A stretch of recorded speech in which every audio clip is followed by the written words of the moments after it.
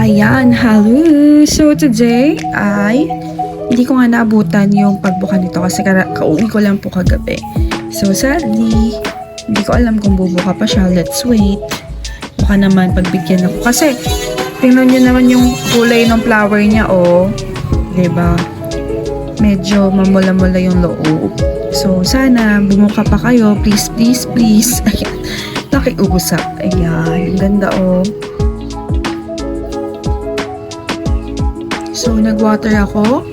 Baka sakaling bumuka siya. Pero tinabigan ko na kasi I've been 3 days na wala. Ayan. So, pagka uwi ko kasi, dehydrated na din sila.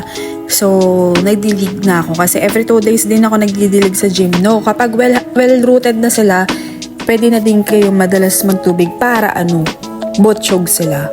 So, yun yung pansin ko. So, kapag well-rooted again, pwede kayong magdilig ng every 2 days. Ako ganun kasi basta well-rooted yung inyong mga gymno.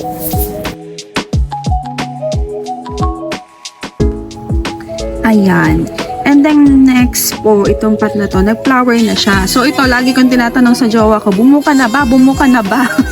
Ayan. Tapos kahapon, which is yung last duty ko, kasi off ko na nga ngayon, sabi ko,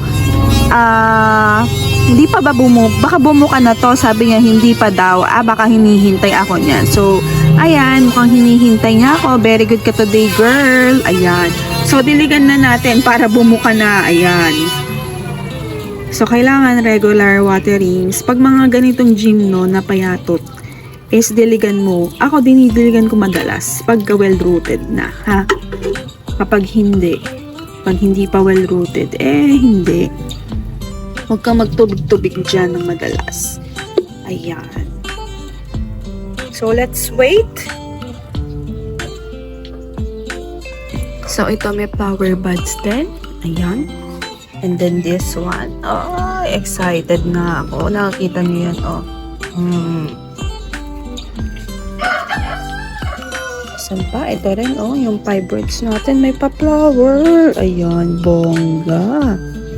Diba? Parang ewan. Ayan. So, na-miss ko sila as in.